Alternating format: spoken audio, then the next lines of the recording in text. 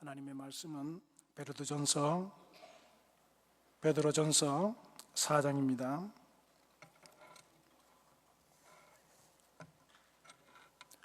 베드로전서 4장 7절에서 11절 말씀까지 우리 다 같이 함께 읽도록 하겠습니다.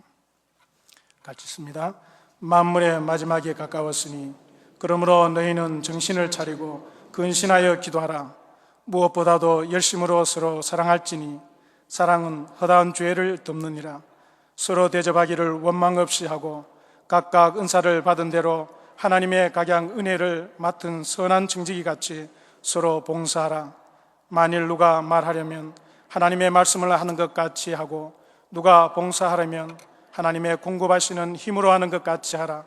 이는 범사에 예수 그리스도로 말미암아 하나님이 영광을 받으시게 하려 함이니 그에게 영광과 권능이 세세에 무궁하도록 있느니라. 아멘. 간구를 드립니다.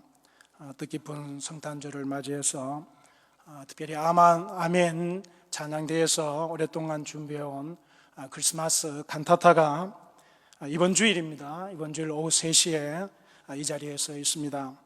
다양한 내용으로 준비를 했습니다. 여러분들 은혜가 되는지 안 되는지 오시면 압니다. 많이 오시길 바랍니다. 여러분들과 또 주위의 가족들 그리고 또 주위의 많은 분들을 함께 여러분 초대해 주시고요. 또 은혜 시간이 되시길 바랍니다. 불우하고 소외된 이웃에게 우리의 사랑을 전하기 위해서 사랑의 성탄 선물 보내기 행사가 시작되었습니다. 각 가정에서 선물 한 점씩 기증을 하시면 되겠는데요. 물론 한 점 이상도 좋습니다.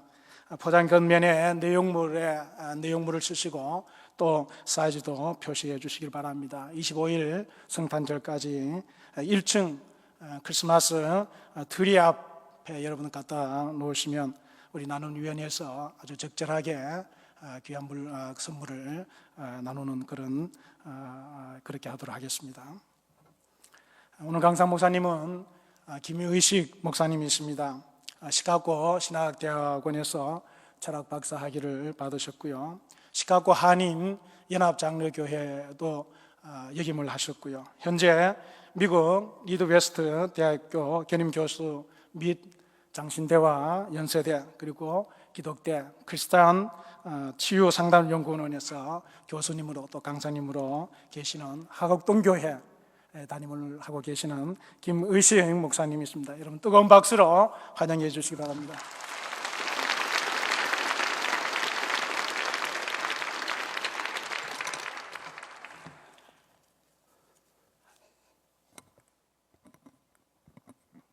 주님 안에서 여러분들 만나 뵙게 돼서 반갑습니다.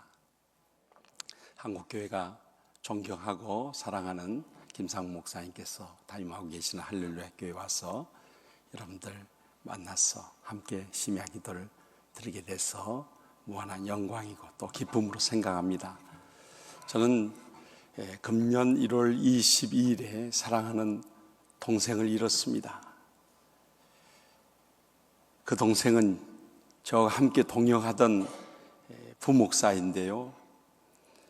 우리 목회자들 가운데서 가장 건강했고 가장 건장하고 또 가장 충성스럽고 가장 의리 있고 그렇게 가장 신실할 수가 없었어요. 그런데 밤에 잠을 자다가 심장마비로 세상을 떠나고 말았습니다.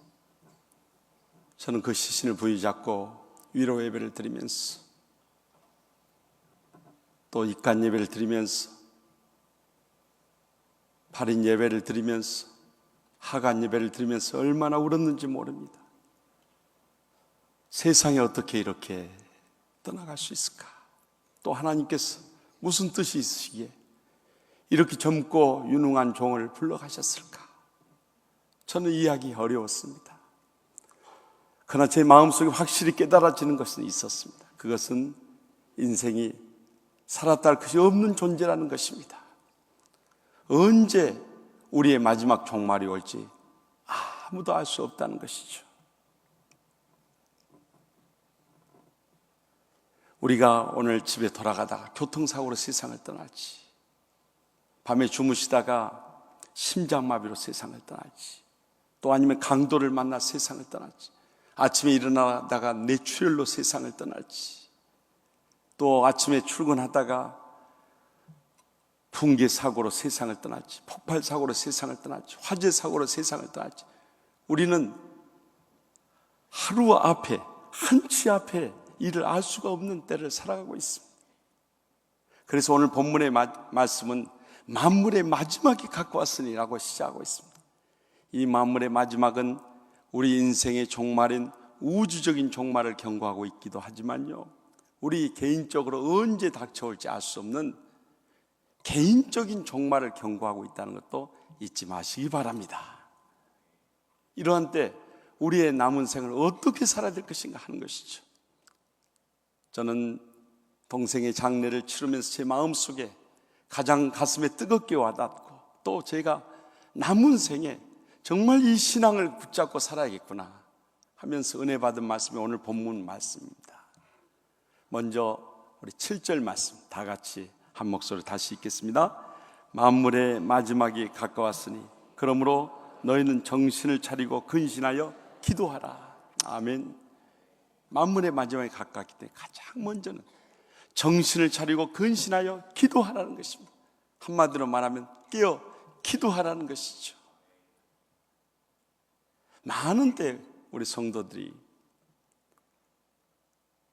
깨어서 기도하지 못하다가 가장 많이 새벽 기도에 나온 때가 있습니다. 어느 때인지 아시죠? 자녀들 입시철입니다. 그때 밀물처럼 밀려왔다가 수능시험만 딱 끝나면 썰물처럼 빠져나가요.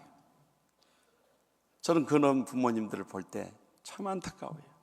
여러분, 우리 자녀들이 수능시험 끝난 것으로 인생이 끝납니까? 정시 치르고 대학 입학해야죠. 그러면 대학 입학한 것으로 인생이 끝납니까? 아니죠. 대학 잘 다니고 졸업 후에 취직해야죠. 취직한 것으로 인생이 끝납니까? 취직하고 좋은 신앙의 배우자 만나서 행복한 가정 이루어야죠. 그러면 우리 자녀들이 좋은 배우자 만나서 행복한 가정 이루면 그것으로 인생 끝납니까? 아니죠. 자녀들 잘 낳고 순탄하게 잘 살아야죠. 자녀들 잘 낳고 순탄하게 살면 그것으로 인생이 끝나느냐 말이에요. 아니에요. 우리 일생토록 자녀들에 대한 기대와 관심과 또 사랑과 불안이 아마 끊임이 없을 거예요.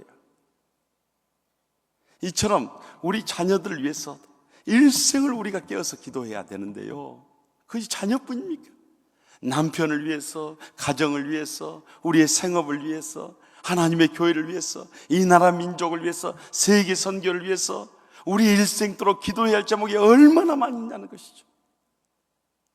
그런데도 우리는 꼭 어려운 일 닥칠 때만 주님 앞에 엎드려서 기도하니 얼마나 어리석은 신앙생활을 하느냐는 것이죠.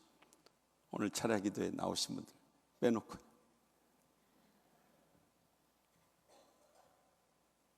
저는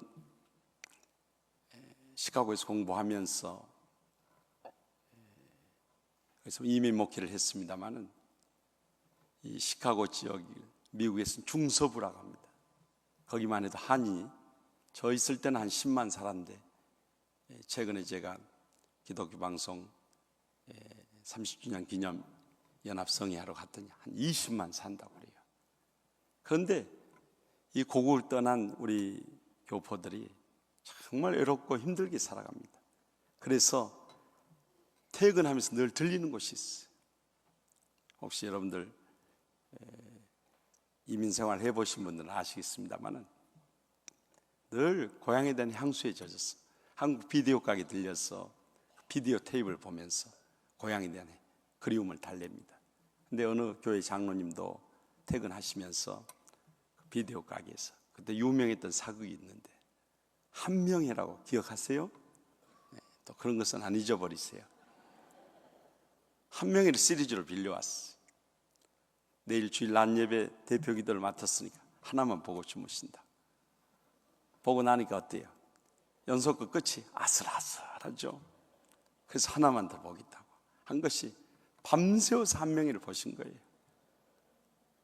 그리고 그 다음날 잠깐 눈을 붙이고 허겁지겁 교회로 달려갔는데 대표 기도를 하려고 강단에 딱 서니까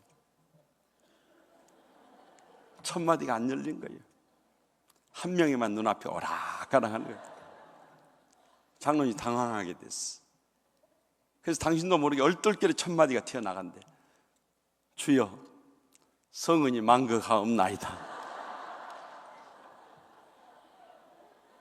교인들이 기도하다 말고 와 하고 웃는 거예요.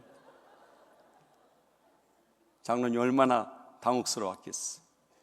그래서 어쩔 줄 몰라 하다가 두 번째 기도가 튀어나간대. 주여, 통촉하여 주시옵소서. 이 장로님이 땀을 뻘뻘 흘리면서 어떻게 기도를 마무리했는지 몰라요. 예배하는 동안 고개를 들지 못하다가 예배 시간이 끝나기 무섭게 그냥 집으로 달아났다는 거예요. 그리고 골방에 엎드려서 통이하고 자복했다는 거예요. 하나님 아버지, 대표 기도를 맡은 장로가 기도 준비는 하지 않고 밤새워서 한 명이나 봤으니 이런 망신 당해도 싸지 않습니까? 통이하고 자복했어. 영적으로 깨어 기도하는 장로님으로 거듭났다는 이야기를 들은 적이 있어요.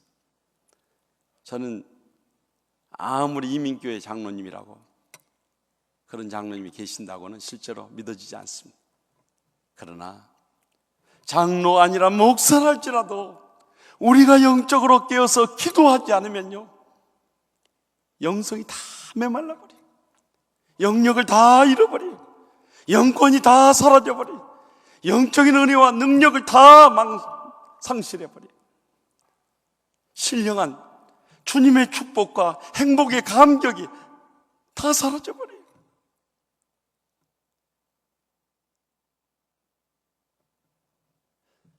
그래서 주님께서 겟세마네 동산에서 땀방울이 핏방울같이 변할 정도로 기도하실 때 졸고 있던 사랑하는 제자 베드로에게 와서 뭐라고 권면하셨습니까? 시험에 들지 않게 깨어있어 기도하라. 마음은 온이라도 육신이 약하도다 하고 책망하지 않았습니다. 근데 3번씩이나 와서 깨우도록 계속 졸고 있는 거예요. 그리고 계집 요정 앞에서 주님을 모른다고 부인하고 맹세하고 저주까지 하면서 3번씩이나 부인했어요. 그런 베드로지만 주님께서 부활하신 다음에 예수님께서 그를 찾아오셨어요. 내가 이 사람들보다 나를 더 사랑하느냐고 3번씩이나 물으셨어요. 그리고 그에게 내 어린 양을 먹이라고 3번씩이나 당부하셨어요. 저는 이것이 1년에 계속 연결된 사건이라고 생각됩니다. 우리가 깨어서 기도하지 않으면 주님 부인하는 삶을 살 수밖에 없고요, 주님 진정으로 사랑할 수 없고 주의 사명 충실하게 감당할 수 없는 것입니다. 그래서 우리는 쉬지 말고 기도해야 되고 깨어서 간구하지 않을 수 없는 것입니다. 저는 목회하다 보면은요, 참 우리 교인들이 평상시 형통하고 순탄할 때 그때 시험에 들지 않도록 깨어서 기도하면 좋은데 그렇지 못하다가 어려운 시련 닥쳐서 주님 앞에 나와 눈물 콧물 흘리는 그런 교인들 많이 봅니다. 너무도 안타까운 거예요. 제가 교수 생활 3년 하다가 화곡동 교회 2000년 6월 13일에 부임했습니다. 그런데 새벽 기도 인도하고 제단 앞에 엎드려서 기도하고 있는데요, 누가 곁에서 목사님 하면서 저를 부르시는 거예요. 그래서 눈을 뜨고 보니까 한 60세의 안팎의 노부부 4분이 저 옆에서 눈물을 흘리고 있는 거예요. 그래서 무슨 일이십니까? 하고 물었더니 매년 직장에서 건강검진을 하는데 간에 이상이 있다고 그랬어요. 정밀검사를 받으라고 그랬대요. 그래서 정밀검사를 받았더니 간에 직경 6cm의 암이 생겼다는 거예요. 그래서 병원에서 2달 이상 살기 어렵다고 그냥 집으로 돌아갔어요. 다른 치료가 필요 없으니까 드시고 싶은 거 마음대로 드시고 가시고 싶은데 가시고 남은 인생 평안하게 사시다가 그저 마무리할 수밖에 없다고 그랬다는 거예요. 그러니까 얼마나 정말적인 시한부 선고를 받고 왔습니까? 그래서 이 두 네분이 눈물을 흘리시고 계시는 거예요. 그래서 제가 그랬습니다. 인간의 의술로 불가능해도 하나님께서 치료하기를 원하신다면 능치 못하심이 없는 줄 믿으시기 바랍니다. 의학의 소망은 끊겼지만 하나님께 대한 소망을 가지고 주님 앞에 믿음으로 합심해서 간구하십시다. 매일 새벽에 기도하러 나오시고 또 부족하지만 제가 위에서 기도해 드리겠습니다. 그래서 하루도 빠짐없이 두 네가 나와서 새벽 기도하고 끝나면 강단이 올라왔어. 기도를 받고 돌아가곤 했어.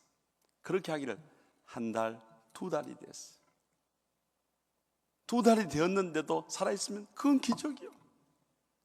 요즘 병원의 의학이 너무 발달해서 거의 죽는 날짜도 맞추는 세상이에요.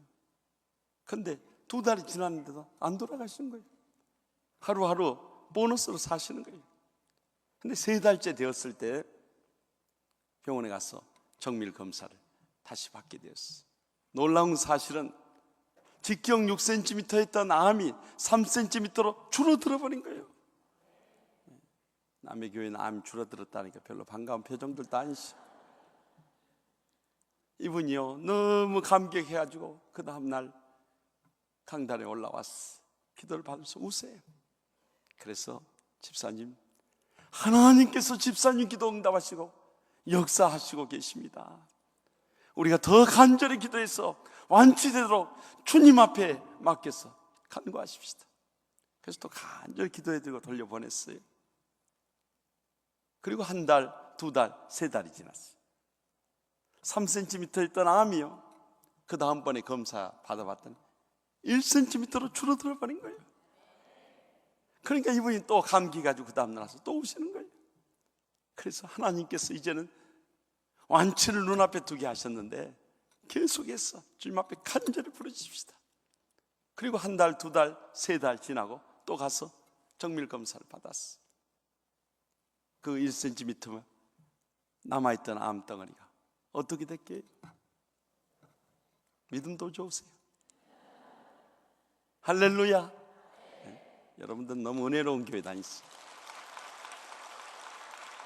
그저 교회 이름만 부르려면 할렐루야요.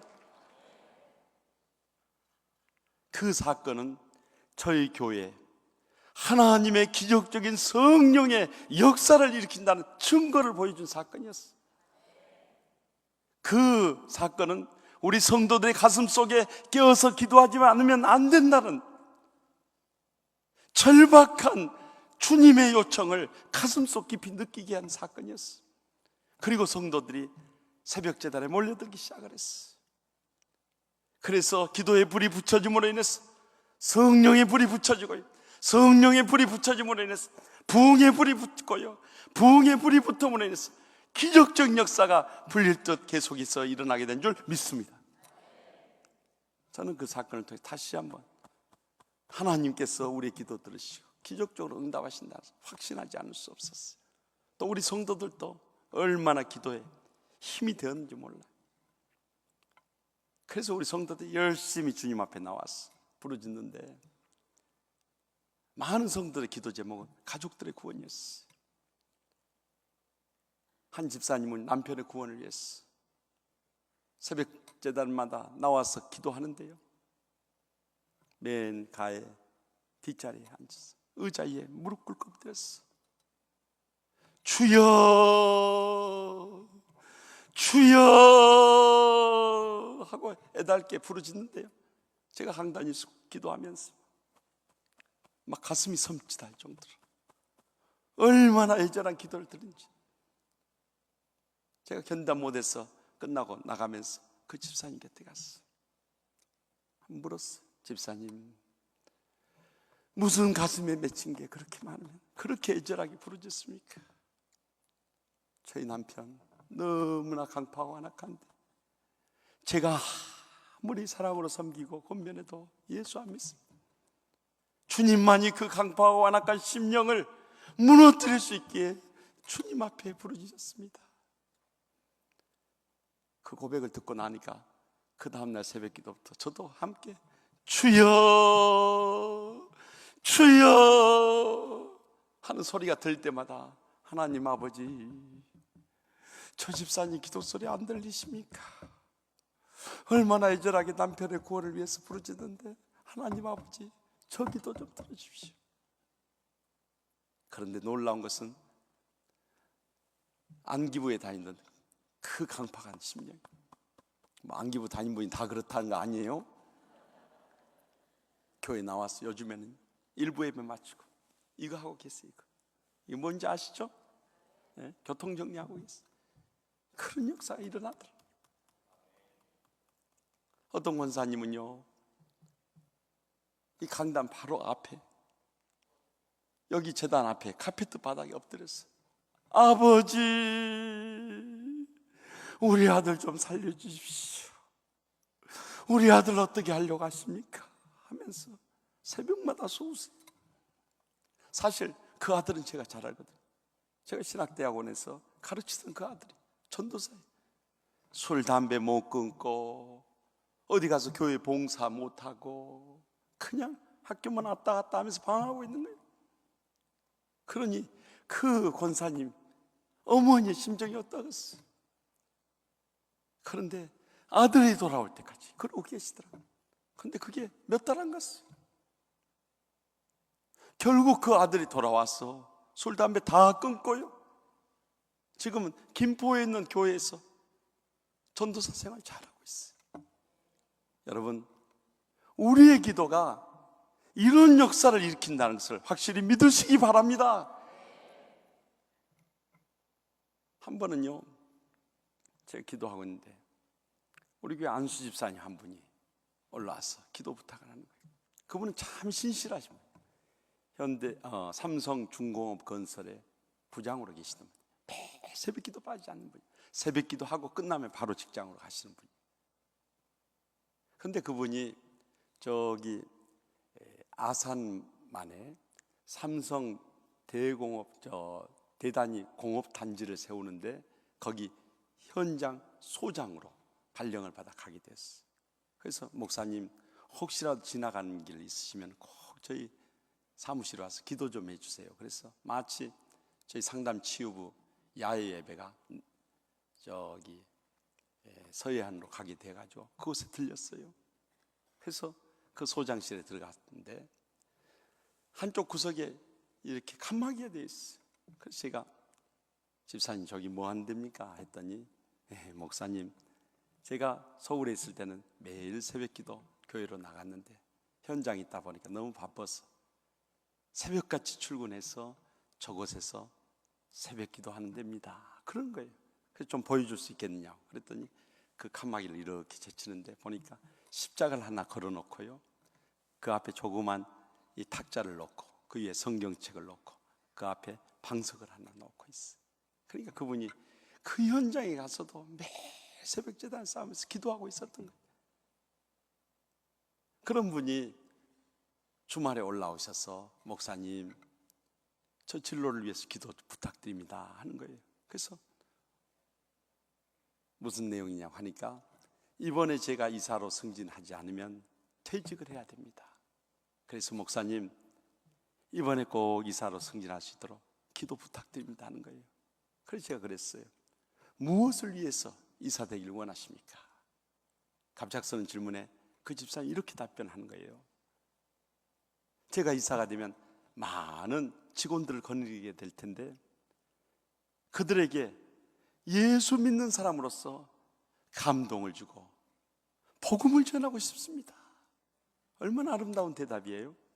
그래서 집사님, 그렇다면 됐습니다. 기도하십시다. 그리고 간절히 기도해드렸어요. 그리고 한 2주 됐어요. 전화가 걸려왔어요. 목사님 감사합니다. 저 이사로 승진됐습니다. 사실 제가 놀란 것은 그게 아니었어요. 흔히 있을 수 있는 일이잖아요. 그래서 축하드립니다 하고 전화를 끊었어요. 그 뒤에 그분이 장로 피택이 됐어요. 그래서 노예에 그 서류를 꾸며서 보내야 되는데 그 준비한 서류를 제가 검토하느라고 이렇게 뒤척이는 가운데 그 이력서를 보니까 거기에 학력이 나와 있는 거예요. 최종 학력이 그분이 경북 영주 분인데 저는 적어도 경북대나 계명대나 또 아니면 부산대나 영남대나 그래도 대학은 나왔겠지 이렇게 생각을 했어요. 그런데 놀랍게도 그분의 최종 학력은 제가 알지도 못하는 대구의 어느 공고였어요. 여러분, 공고 나왔다고 해서 무시할 것 없어요. 우리나라에서 대통령 되려면 상고 나와야 돼요. 우리 한국 부모들은요, 자녀들이 꼭 인류대학, 인류학과 나와야 성공할지 알지만요, 그걸 주님께서 깨우쳐 주시기 위해서 목포상고 나온 김대중 대통령 세우셨어요. 그러니까 사람들이 그러대요. 김대중 씨는 원래가 똑똑한 분이니까 그렇지 아무나 그렇게 되냐고 그러더라고. 그러니까 너희들이 그래도 못 믿느냐? 이제는 부산상고 나온 노무현 대통령이 세워주잖아요. 정신 차리라는 거예요. 그리고 이번에는 동지상고 나오신 분이에요. 그런데 그분의 최종 학력이 콩고란 사실을 보면서요, 제가 놀랐어요. 여러분, 우리나라 최고 기업인 삼성에 국내에 석박사들이 얼마나 많겠습니까? 그런데 왜 하필이면 콩고 나온 그분을 주님께 세우셨을까요? 저는 그 이력서를 보면서 다시 한번 주님께 감사했어요. 주님께서 그 신실한 믿음을 기억하시고 그 간과는 기도에 응답해 주신 줄 믿습니다. 적어도 우리가 어떤 상황에 있든지 무슨 문제를 가지고 있든지 설령 문제가 없다 할지라도 우리가 깨어서 기도하는 것이 얼마나 중요한가를 보여준 사건들이 제가 지난 8년여 화곡동교회 목회하는 가운데 계속 끊임없이 터져나왔어요. 저는 이러한 기도의 기적적인 응답들을 보면서 제 마음속에 확신이 가는 말씀이 있어요. 빌립보 4장 6절에서 7절 말씀이에요. 아무것도 염려하지 말고 오직 모든 일에 기도와 간구로 너희 구할 것을 감사함으로 하나님께 아뢰라. 그리하면 모든 지각에 뛰어난 하나님의 평강이 그리스도 예수 안에서 너희 마음과 생각을 지키시리라. 적어도 우리가 그 믿음을 가져야 돼. 조금만 어려운 일 닥치면 어떻게 하죠? 아이고 죽겠네, 아이고 더 이상 못 살겠네. 여러분, 요즘 경제 위기로 인해서 한국뿐만 아니라 미국에 가서도 보니까 다들 못 살겠다는 거예요. 그래서 자살들을 많이 해요. 자살을 거꾸로 하면 뭐라고요? 살자. 기도하며 살자 이거예요.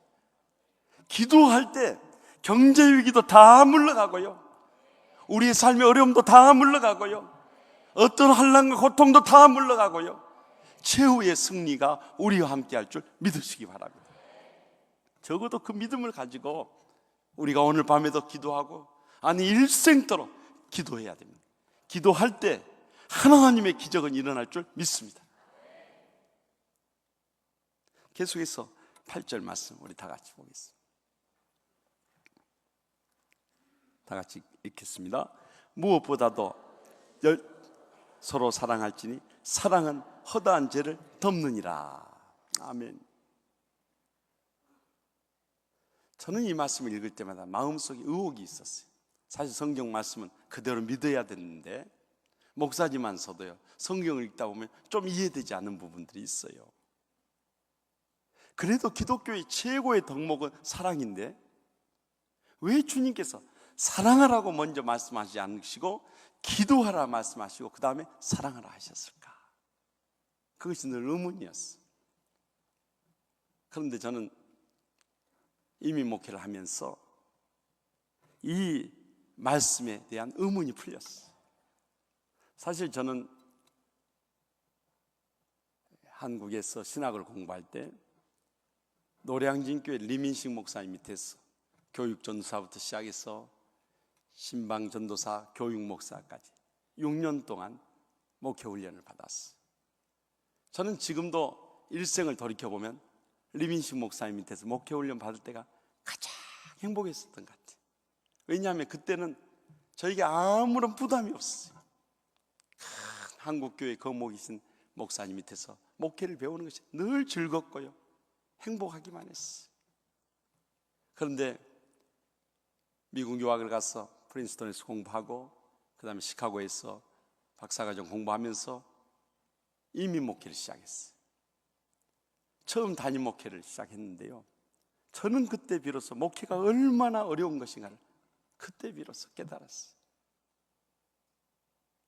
목회가 다른 게 어려운 게 아니에요. 사례가 적고 식사를 제때 못하고 굶고 일이 많아서 밤을 새워야 하고 이런 고생하는 것은 목사들은 이미 각오하고 온 사람들이. 왜 목사라고 한지 아세요? 목을 내놓고 산다 해서 목사 그러는 거예요. 저는 그렇게 해석해요.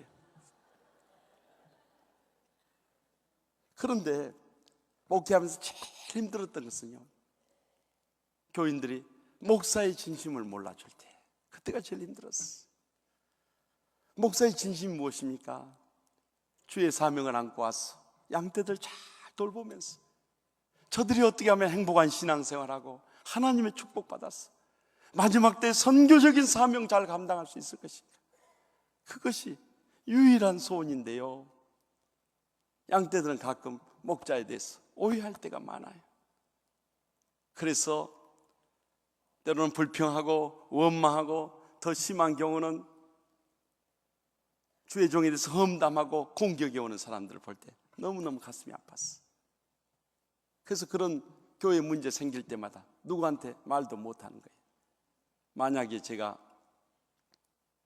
저희 집사람에게라도 김 장로가 당회를 하면서 나를 이렇게 괴롭히네, 그러면은 저희 집사람 마음에 얼마나 시험이 들겠어요. 남편 괴롭히는 김 장로님이 이뻐 보이겠어요? 김 장로만 미운 것이 아니라 그 부인 박 권사까지 믿고요, 그 자식들까지 다 미울 거야 아마. 그러니 아무에게도 말하지 못해. 그래서 교회 문제를 놓고 새벽마다 주님 앞에 엎드려서 기도하는 거예요. 근데 어느 날 새벽에 교회 문제를 놓고 간절히 기도하는데 저희 심령 속에 성령님의 깨우치는 음성이 들려오는 거예요. 김 목사는 왜 교회 문제만 놓고 기도하지 교회 문제를 일으키는 그 교인들을 위해서 기도하지 않느냐 하는 음성이 있어요. 그러면서 마태복음 5장 44절 말씀, 나는 너희에게 이르노니 너희 원수를 사랑하며 너희를 핍박하는 자를 위하여 기도하라 하는 음성이 제 심령 속에 들려오는 거예요. 그래서 그날 새벽부터 저를 괴롭히는 교인들과 그 부인과 자식들까지 다 이름을 불러가면서 기도하기 시작했어요. 그렇게 한 주간 지내고 주일날 그분들을 만났는데요, 옛날 같으면 저기 입구에서 나타나면은요 못 본 채 하고 옆문으로 싹 빠져나갔어요. 왜냐하면 마주치면 상처의 감정이 확 되살났어요. 제가 괴롭기도 하고 또 미워하게 되고 하니까요. 그런데 한 주간 내내 그분들을 위해서 기도하고 주일날 마주치는데요, 저도 모르게 발걸음이 그쪽을 향하게 되고 제가 먼저 반갑다고 악수를 청하고 사랑으로 끌어안는 거예요. 이건 제 감정으로 도저히 할 수 있는 것들이 아니었어요.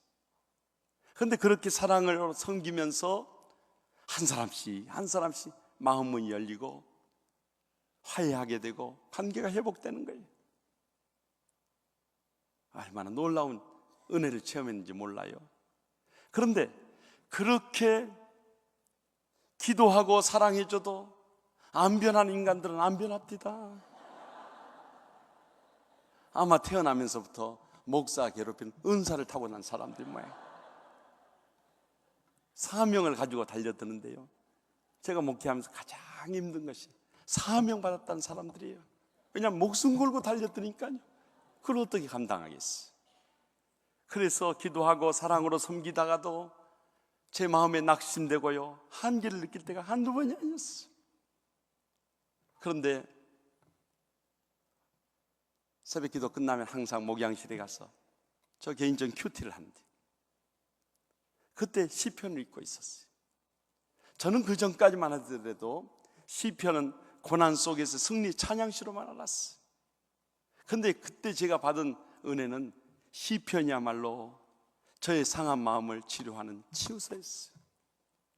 어쩌면 구구절절히 제 심정을 그대로 대변하고 있는지, 저 원수를 멸하소서 하면 저도 모르게 아멘 소리가 나요. 저 대적들 눈멀게 하시고 구덩이에 빠뜨리시면 아멘 아멘. 하여튼 제 심정이 그렇게 잘 나와 있어요. 근데 어느 날 새벽에 시편 109편을 읽을 차례였어요. 시편 109편은 다윗이 자기는 사랑하지만 끝까지 대적해오는 원수들 향해서 고백한 시였어요. 1절부터 읽어 내려갔는데 4절에 눈길이 머무는 거예요. 나는 사랑하나 저희는 도리어 나를 대적하니 나는 기도할 뿐이라. 그 말씀을 읽는데 얼마나 가슴이 뜨거워지면서 눈물이 나오는지. 주님이 어떻게 제 심정을 잘 아시고 오늘 이 새벽에 이 말씀을 통해서 저를 위로하십니까? 다윗이 그 대적의 원수들 앞에서 사랑하지만 안 되는 그런 사람들을 위해서 기도한 이 말씀이 바로 저에게 꼭 필요한 말씀. 혼자 그 말씀을 읽다가 앉아서 눈물을 주르륵 흘리면서 은혜를 받았어. 그리고 힘을 내어서 그 다음날부터 또 같이 엎드려서 기도하기 시작을 했어. 그렇게 하기를 1년, 2년, 3년, 4년이 흘렀어. 한국에 있는 은사 교수님들이 제가 박사학위를 받고 나니까 한국으로 돌아오라고 자꾸 그랬어요. 그래서 저도 이제 힘든 인민 목회 그만하고 돌아가야겠다.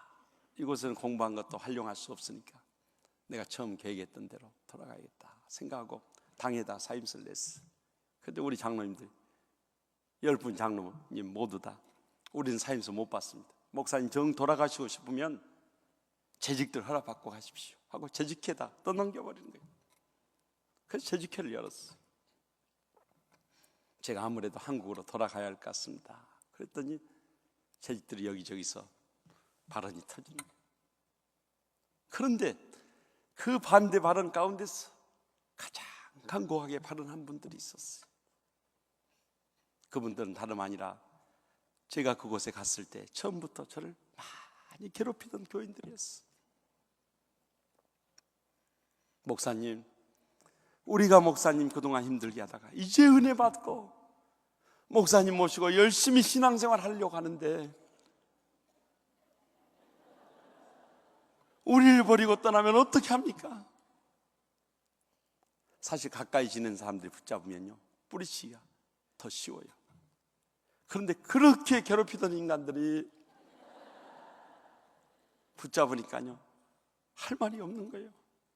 막 마음속에 야속한 생각이 드는 거예요.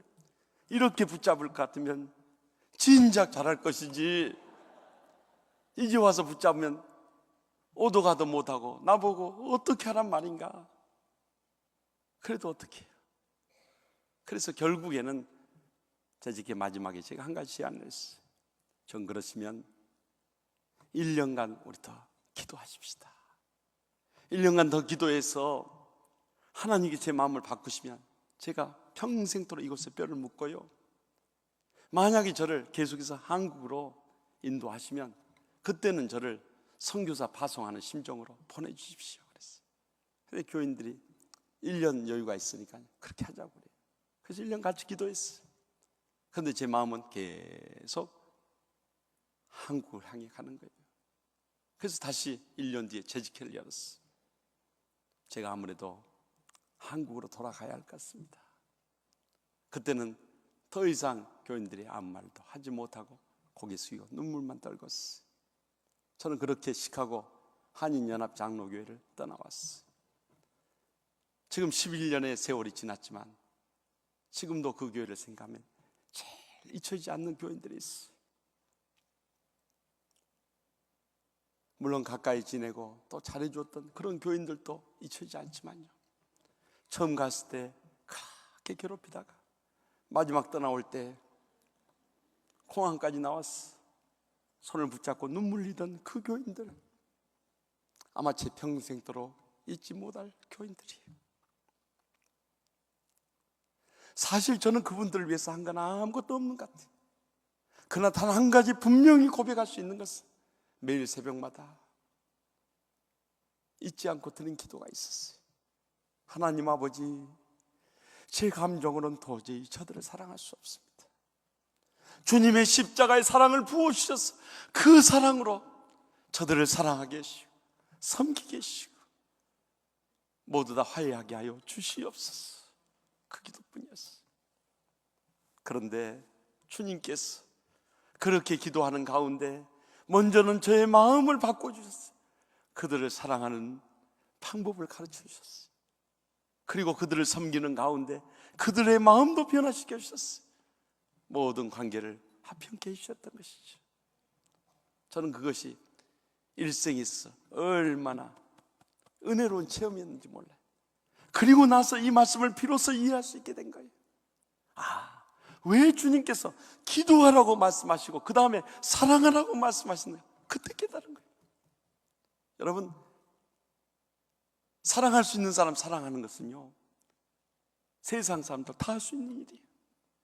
그러나 사랑할 수 없는 사람을 사랑하는 것이 진정한 크리스찬의 사랑인 줄 믿습니다. 그런데 기도하지 않는 사람은 어떤 원수도 사랑할 수 없어요. 그러나 우리가 기도할 때 어떤 원수도 사랑할 수 있을 줄 믿으시기 바랍니다. 저는요, 하곡동교회 와서도 똑같은 체험을 하면서 목회하고 있어요. 머피에서 오니까 뭐 만난다고요? 그래도 미국 교인들은요, 순진했어요. 10년 한국교회를 떠난 사이에 한국 교인들 많이 변했습니다. 또 제가 순수한 노량진 교인들 만났다가 하곡동 교인들 만나서 그런지 모르지만요, 또 그렇다고 해서 다 그렇지 않은 건 아니에요. 몇몇 사람들이 그렇게 괴롭히는.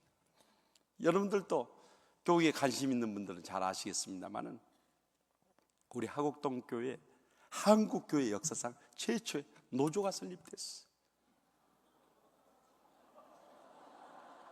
기가 막힐 일이에요.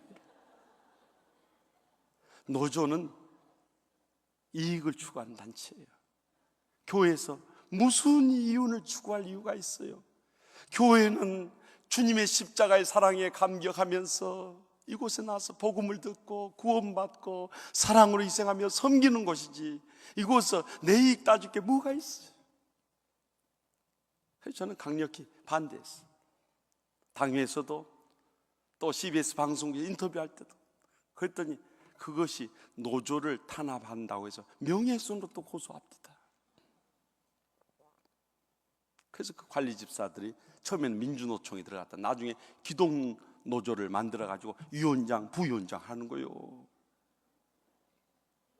그래가지고 지금까지 40여 차례 저를 고소했어요. 별로 놀라는 표정들도 아니시. 고소를 안 당해보셨으니까 그렇죠. 고소 한번 당해보세요. 한 번 고소하면 경찰에 가서 한 3시간 조서를 꾸며요. 그리고 나면 고소인과 의견이 다르기 때문에 또 대질신문을 해요. 그것이 고문의 시간이에요. 와서 순전히 거짓말로 욕설을 섞어가면서 하는데 목사로서 더 이상의 수모는 없어. 그런데 그것이 검찰로 송치돼요. 그러면 검찰에서 또 3시간 정도 조서를 꾸며요. 그리고 나서 또 대질신문 똑같이 되풀이해요. 저는 이런 일을 수없이 반복하면서 경찰과 검찰의 수사 일치권을 강력히 주장한 사람이에요. 왜 같은 헛수고를 2번씩 되풀이하게 만드냐 말이에요. 그리고 재판에 해부되면 1심 지방법원에서 적어도 3차례 이상 출석을 해야 돼요. 한 번씩 가려면 또 3시간 이상은 또 걸려야 돼요. 그 지방법원은 끝나나요? 고등법원에서 또 되풀이하는 거예요. 그러나 대법원에 올라가면 이제 서류 심사하기 때문에 그 결과를 기다릴 수밖에 없습니다. 그런 일을 되풀이하는데요, 정말 못할 일이요, 고소당하는 거예요. 저는 가끔 후배들이나 제자 목사들이 와서 목회하는데 힘들어서 못 살겠다 하면 내가 꼭 묻는 질문이 있어요. 고소당해봤냐고. 고소를 당해보지 않았으면 목회 힘들다 말을 하지 말고. 40여 차례 고소당하고도 이렇게 살아있는 사람이 있는데 그거 좀 목회 좀 힘들다고 그거 힘들어하면 어떻게 목회하겠느냐고. 이젠 제가 큰소리 칩니다. 제가 이렇게 고소당하면서 힘들게 하니까 저희 부목사 한 분이 저하고 한번 다과를 나누려고 그래요. 근데 마치 고소미라는 과자를 먹고 있었어요.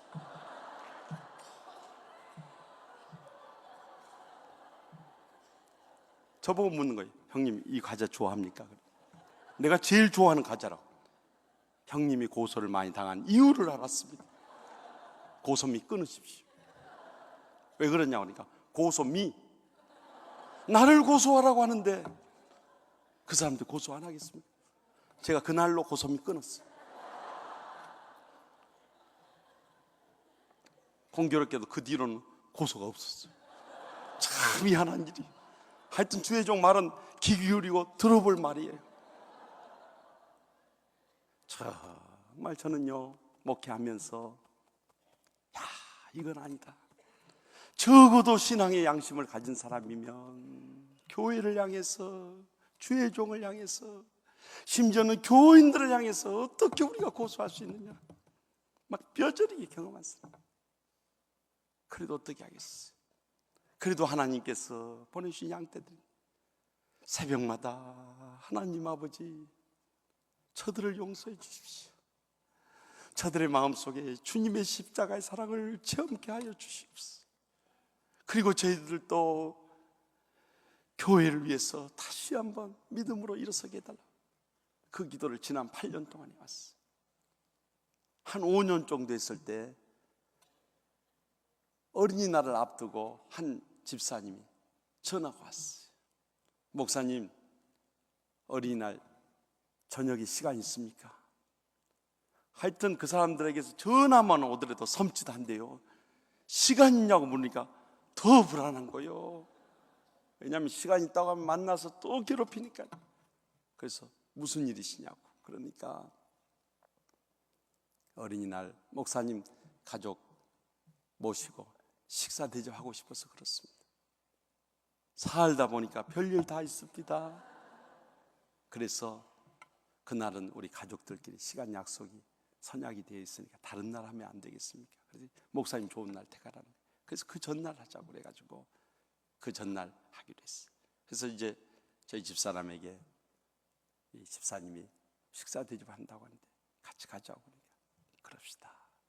또 저희 딸아이, 그때 중학생이었어요. 저희 딸아이에게 안나야, 그 집사님이 식사 대접한다는데 너 시간 낼 수 있겠니? 하고 물었더니 아빠, 전 안 갈게요. 그래. 사실 제가 교회에 있었던 일 집에 가서 한번도 한 적이 없거든요. 그런데 저희 딸아이는 자기 친구들을 통해서 교회 일을 다 알고 있었던 거예요. 그래서 왜 안 갔냐고 물었더니요, 제가 그 집사님 잘 아는데요, 그 집사님 아빠 괴롭히잖아요. 그런데 그분 만나면 제가 죄를 지을 것 같아요. 그래서 아빠, 저는 빼주세요. 그래. 제가 그 이야기를 듣고 돌아서 얼마나 울었는지 몰라요. 목회를 하면서 나만 십자가 지고 힘든 것은 참을 수 있는데 사랑하는 딸아이한테까지 상처를 주고 있구나. 그것이 가슴 아팠어. 그래서 내가 전 그러면 그래, 집에 쉬어라. 그럼 엄마하고 같이 갔다 올게. 그리고 갔어요. 갔더니 그분이 먼저 와서 기다리고 계시더라고요. 그래서 저희가 앉자마자 저희 앞에서 무릎을 탁 꿇으시는 거예요. 목사님, 지난날 저를 용서해 주십시오.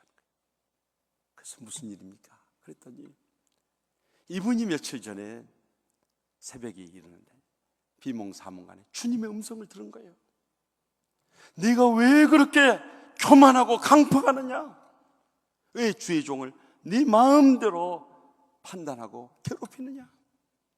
하면 주님의 음성을 들은 거예요. 그래서 자기 자신을 돌이켜 봤다는 거예요. 지금까지 자기는 교회를 위해서 그 일을 한다고 생각했는데 자기가 얼마나 교만했던가 그때 깨달았다는 거예요.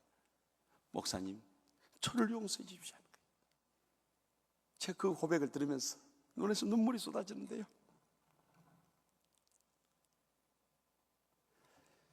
제가 상상도 못할 일이었거든요.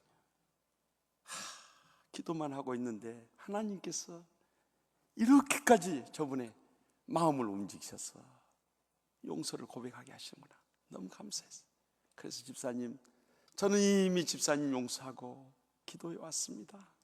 집사님, 저에 대해서 절대 불편하게 생각하지 마십시오. 이제부터라도 우리가 힘을 합해서 하나님의 교회를 위해서 헌신하고 충성을 다하십시다. 그날 얼마나 뜨겁게 눈물로 같이 기도하고 식사의 교제를 나눌지 몰라요. 그리고 나서 또 최근에 그 노조에 같이 동참했던 기독노조 이원장 안수 집사가 있어요. 다 관리 집사들이에요, 그분들이. 그런데 그분이 이번에 제주 선교 100주년을 맞아서 우리 장로교단 4개 교단이 제주도에서 총회를 가졌습니다. 그래서 저희는 노회원들과 같이 비행기 예약을 해서 제주공항에 도착을 했는데 어떤 분이 피켓을 이렇게 들고 거기 앞에 서 있는 거예요. 그래서 저는 처음에 그냥 지나쳤는데 저희 선배 목사님들, 김 목사 저것 좀 봐, 저것 좀 봐. 그래서 뭔가 하고 봤더니 그 기독노조 이원장인 집사가요, 여기다 피켓을 탁 들고 있는 거예요. 거기 뭐라 썼냐면 하곡동 교회 김우식 목사님 사랑합니다.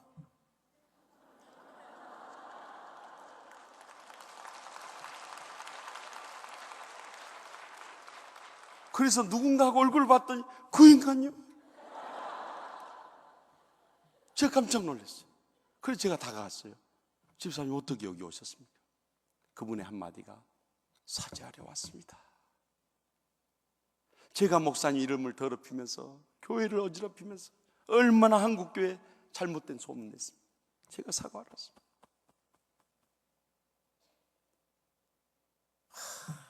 얼마나 눈물이 쏟아지던지요.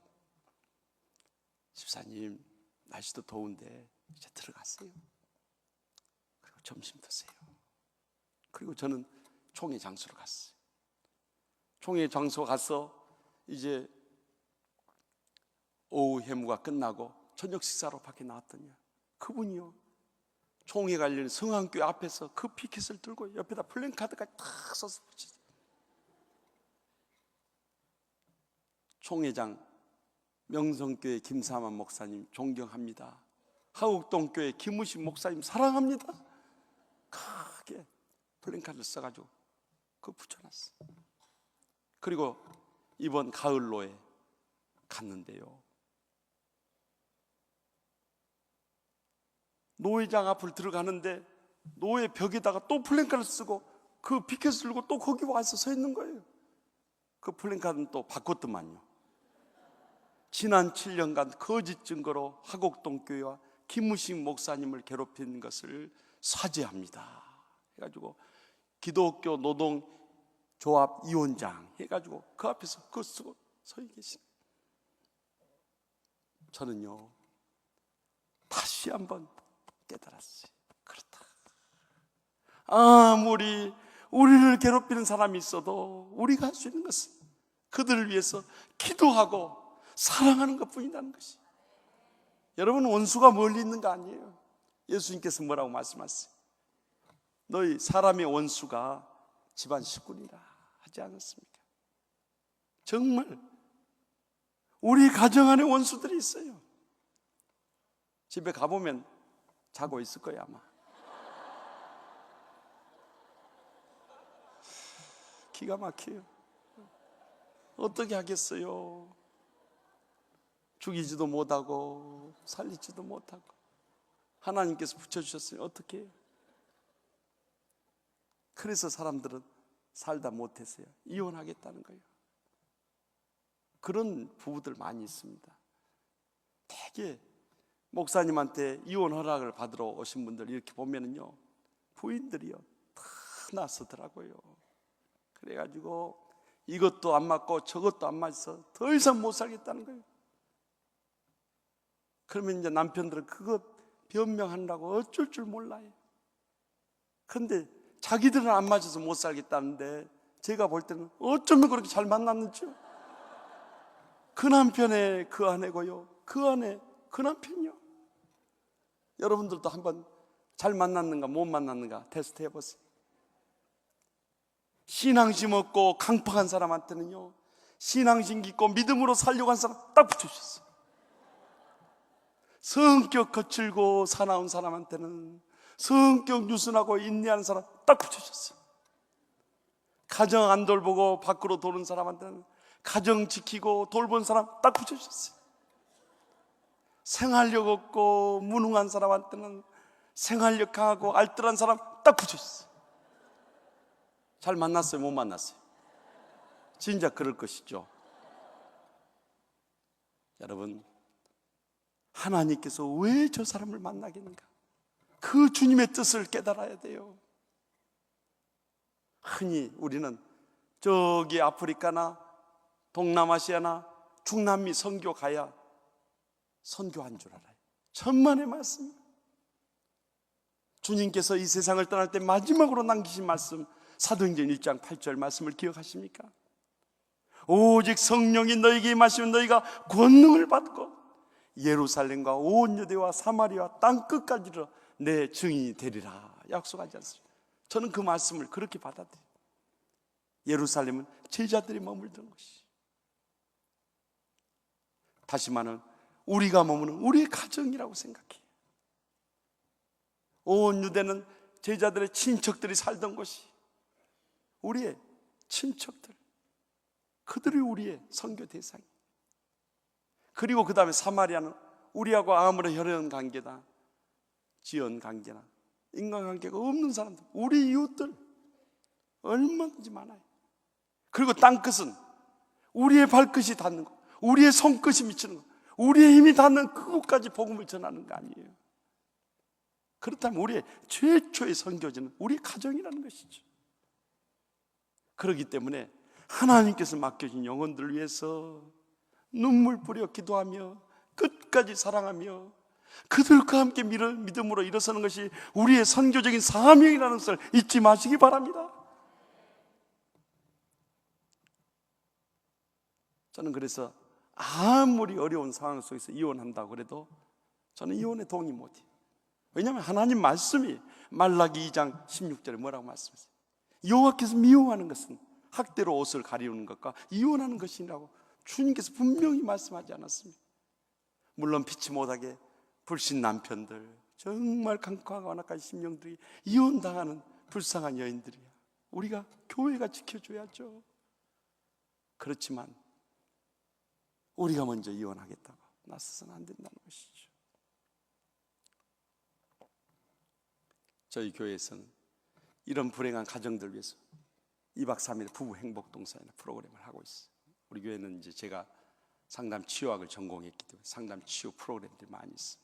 그래서 개인을 치료하는 3박 4일의 치유 동산이나 프로그램이고, 부부를 치료하는 부부 행복 동산이고, 또 자체적으로 아버지 학교, 어머니 학교, 또 혼자 사신 분들 위해서 홀로서 세미나, 물론 할렐루야 학교도 잘하고 계시겠습니다만, 그런데 어느 해인가 한 집사님이 저를 찾아왔어요.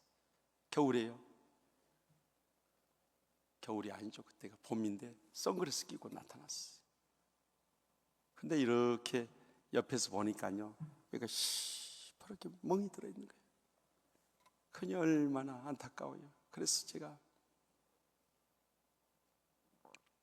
너무 가슴이 아팠어요. 사연을 들어봤더니요, 남편이 그렇게 외도하면서 폭력을 일삼면서 더 이상 못 살겠다는 거예요. 그래서 결혼 생활 얼마나 하시냐는 거예요. 32년. 32년을 결혼하는데 31년을 그랬다는 거예요. 그러니 신혼 초부터 이렇게 불행한 삶을 살아온 거예요. 그래서 목사님, 저 이혼할 수 있도록 해주세요. 목사님 한 번만 하라고 해주세요. 그러고 울는 거예요. 정말 그런 상황이라면, 만약에 제 동생이 그런 상황이 있다 할지라도요, 제 마음속에서 막 이혼하라는 말이 여기까지 나오려고 그래요. 그런데도 주의 종으로서 차마 그 말을 할 수 없었어요. 제가 마지막으로 그 말을 드렸어요. 집사님, 이렇게 이혼으로 끝내려고 지난 32년을 참아왔습니까? 그 말밖에 못 드렸어요. 그런데 마치 그 다음 주간에 부부 행복 동산이 있었어요. 그래서 제가, 집사님, 지금 이혼 소리 다 꾸며놨다 할지라도 다음 주간에 부부 행복 동산이 있습니다. 월요일부터 수요일까지인데 이거 한 번만 다녀오시고 그 다음에 가서 더 의논하십시다. 그러니까 남편이 안 믿는 분이지만 목사님이 꼭 초청한다고 해서 그렇게 모시고 오십시오 하고 간절히 기도해도 돌려보냈어.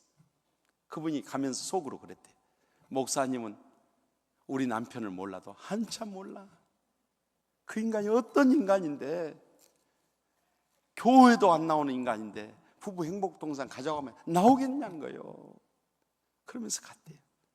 그런데 주일이 다가오는데, 주일날 만나면 틀림없이 목사님이 말씀드렸냐고 물어볼 것 같은데 한 번은 물어봐야 할 것 같아요. 그래서 토요일날 저녁에 당신 목사님이 부부 행복동산 오라 합디다, 그렇게 한마디 툭 던진 거예요. 뭐 반응은 기대하지도 않고요. 그랬더니 그 남편의 입에서 언제 하는데? 그러더니 언제 하는데? 그게 알게 뭐예요? 언제 하는데? 그러더니. 그래서 다음 주 월요일부터 수요일까지 한답디다. 그랬더니요, 궁금한 게 많은지 어디서 하는데? 그랬더니.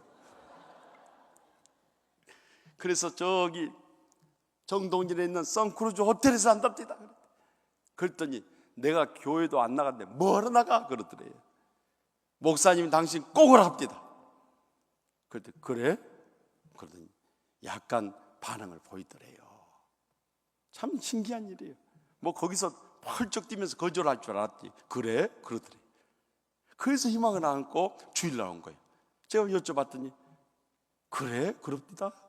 그런 거예요. 그렇다면 제가 전화 한번 드리겠습니다.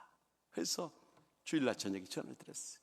선생님, 저희 교회에서 부부 행복동산 오는데 여기 오면은 얼마나 행복한 일들이 많이 일어나는지 모릅니다. 꼭 한번 시간 내서 오십시오. 저희가 초청합니다. 그랬더니 아무 말을 안 해요. 그리고 그 다음날 월요일날 됐어요. 아침 9시에 출발해야 되는데 9시가 돼도 안 나타나는 거예요. 집으로 전화를 해도 전화를 안 받죠. 핸드폰은 꺼져 있죠. 그래서 안 올 모양이다 해서 우리 부목사님, 목사님 출발하십시다 하는 거예요. 아니야, 30분만 더 기다려보자. 그래서 더 기다리고 있어. 9시 30분이 다 됐는데 저기 멀리서 두 네가 올라오는데, 부인은 앞에 올라오고 남편은 뒤에서 도살장에 끌려가는 소처럼 끌려오는 거예요. 버스를 타서도요 꼭 이렇게 직각으로 앉아있더라고요. 그런데 저희는 가는 차 안에서부터 이제 치유 프로그램을 시작하는 거예요. 그렇게 해서 정동진 도착해서 오후 프로그램 마치고 첫째 날 밤 저녁 프로그램 할 때 있어. 사랑의 나눔의 시가 있는데 그 프로그램 중간에 이 남편이 아내 손을 탁 끌고 나오는 거예요. 그래서 저는 그 순간 저분이 더 이상 못 참겠다고 아내 끌고 나가는 줄 알았어요. 그랬더니 강단 쪽으로 나와요. 그러더니 목사님, 제가 할 말이 있습니다. 그래서 무슨 말이냐고 그랬더니 강단에 서서 그런 거예요. 여러분들은 모르시지만 저는 저희 집사람 지난 32년 동안 괴롭혔던 사람입니다. 그런데 오늘 처음 교회에 이런 프로그램 참여해서 보는 가운데 저 자신을 돌이켜볼 수 있는 좋은 기회가 됐습니다. 그런데 지난날 우리 가정의 불행한 원인을 저는 지금까지 모두 다 집사람 책임이라고 생각하며 살아왔습니다. 그런데 오늘 와서 말씀도 듣고 프로그램을 하는 가운데 지난날 저희 가정에 모든 불행의 원인이 바로 저한테 있었습니다. 여러분, 얼마나 정말 감동적이고 샤킹한 그런 고백이에요. 그러자 그 뒤에서 눈물을 흘리던 그 부인이요, 앞으로 나오더니 남편을 끌어내리고요, 자기가 서서 아닙니다, 내가 믿는 사람으로 보이는 이 되지 못하고 남편을 사랑으로 섬기지 못해서 지금까지 우리 가정이 불행했던 것입니다 하면서 우는 거예요. 그러니까 남편이 또 끌어내려요. 그러더니 강단에 서서 아닙니다, 전적으로 제 책입니다, 저희 집사람 잘못한 거 없습니다, 아주 변호하듯이 대답. 여러분, 제일 강파하고 완악하고 이혼서를 다 꾸며놓고 왔던 그 힘든 부부가 깨어져 버렸으니 나머지 가정은 줄줄이 깨져버린 거예요. 그 어느 해보다도 은혜로운 부부 행복동산이었어요. 둘째 날 밤에 여보 사랑, 여보 미안해라는 프로그램이 있어요. 여기 강단에 장미꽃을 쭉 한 송이씩 나열해 놓고요, 부부 중에 정말 지금까지 살아오면서 잘못했던 부부가 이렇게 그 부부를, 상대방을 데리고 나와서 그 장미꽃을 들고 그 배우자 앞에서 무릎 꿇고 여보 미안해 라고 말한 다음에 그동안 결혼 생활하면서 상대방이 용서 구할 것을 고백하고 용서를 받는 시간이에요. 그런데 두 부부가 나오더니 그 남편이 장미꽃을 탁 들고요, 부인 앞에 무릎을 꿇는 거예요.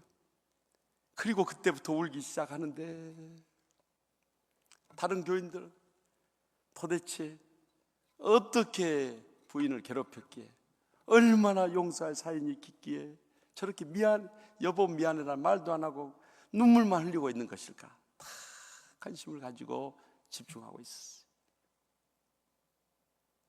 한 5분 정도를 그렇게 말 못하고 혼자 울다가요, 가까스로 마음을 진정시키고 그의 첫 고백이, 여보 나는 당신에게 여보 미안해라고 말할 자격도 없는 인간이요, 당신도 알다시피 32년 결혼생활 가운데 31년 동안 바람 피우고 구타하고 당신 버리고 그렇게 당신 속을 썩였던 사람인데 나는 당신에게 여보 미안해라고 말할 자격도 없는 인간이요 하면서 우시는 거예요. 그때 그 고백을 듣던 부인의 눈에서 눈물이 흘러내리더니 남편을 끌어안고 울면서 하는 말이, 여보 저는 오늘이 오기만을 바랬어요, 오늘이 올 줄 알았어요, 여보 당신만 돌아왔으면 돼요 하면서 우는데요, 거기 있는 부부들 다 울었어요. 여러분, 32전에 눈물의 골짜기를 갈 때도 주님만이 그의 위로가 되시고 주님 앞에 기도하고 나름대로 끝까지 사랑하고 있었더니 그런 날이 오더라는 거예요. 그래서요, 지금은 그 두 내가, 그 부인은 권사됐고 그 남편은 집사 돼가지고 얼마나 신실하게 잘 섬기는지 몰라요. 여러분, 우리 인간의 생각으로 저 사람은 안 된다, 저 사람은 선천성 구제불능이다, 이렇게 정지하지 마세요. 여러분, 이 세상에서 용서받지 못할 죄가 어디 있어요? 변화받지 못할 사람이 어디 있어요? 사랑으로 치유하지 못할 관계가 어디 있어요? 우리는 그저 기도하고 사랑하면 언젠가는 주님께서 우리의 모든 관계를 회복시켜 주실 줄 믿습니다. 우리 마음속에 이제는 원수가 사라져야 돼. 한 중세 의성자가 제자들에게 물었어요. 너희들은 무엇을 보고 새날이 밝아온 것을 아느냐?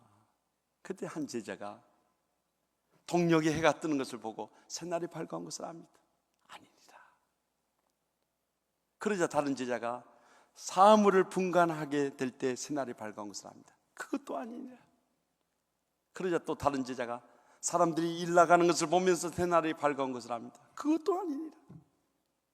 제자들의 대답마다 아니라는 거예요. 그러자 제자들이 역으로 물었어요. 선생님, 그럼 선생님은 무엇을 보고 새날을 밝아온 것을 아십니까? 그때 이 성자가 대답하기를, 내가 대하는 모든 사람들이 내가 사랑해야 할 형제로 보일 때 그때 새날이 밝아왔느니라. 여러분, 내가 대하는 사랑하는 가족들, 직장의 동료들, 또 우리 함께 신앙생활하는 교인들이 모두 다 내가 사랑해야 할 형제로 보이십니까?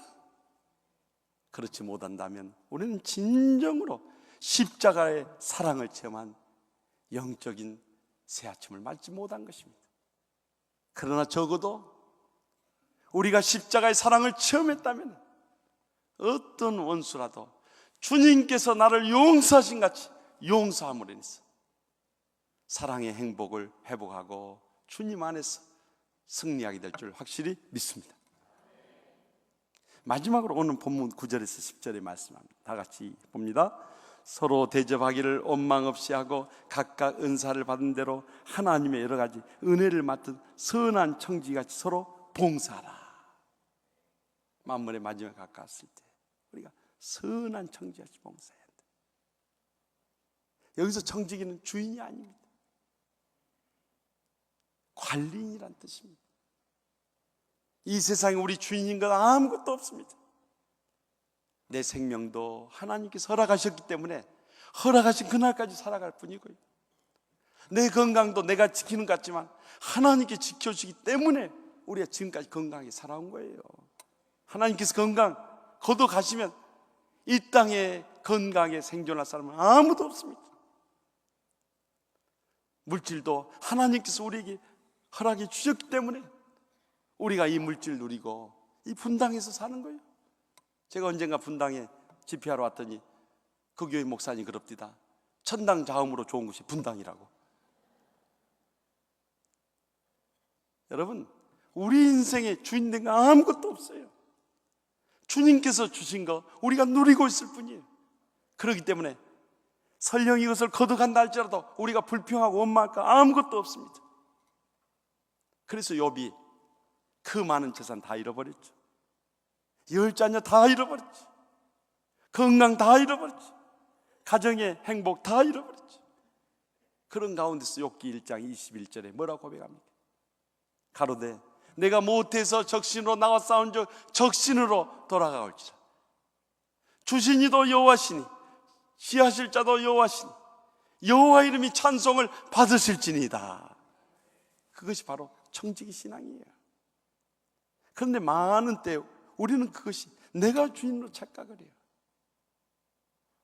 그래서 그저 내 손에 쥐려하고 내가 모아놓고 쌓아놓고 심지어는 자식들에게 대물림까지 해가면서, 그러나 저는 부모들이 그렇게 대물림해서 잘 되는 자식들 별로 보지도 못했고요, 또 그 많은 재산 물려주니까 장례 치르면서부터 그 유산 때문에 싸웁니다. 여러분, 하나님께서 우리에게 이러한 축복을 허락해 주신 것은 주님과 고통당하는 이웃들을 위해서 선한 청지기로 사용하고 봉사하라고 허락하신 줄 믿으시기 바랍니다. 흔히 우리는 봉사하면 손해본다고 생각해요. 내가 교회 나와서 봉사하면 나만 시간 허비하고 몸 피곤하고 물질 쏟고 나만 손해보는 것 같아요.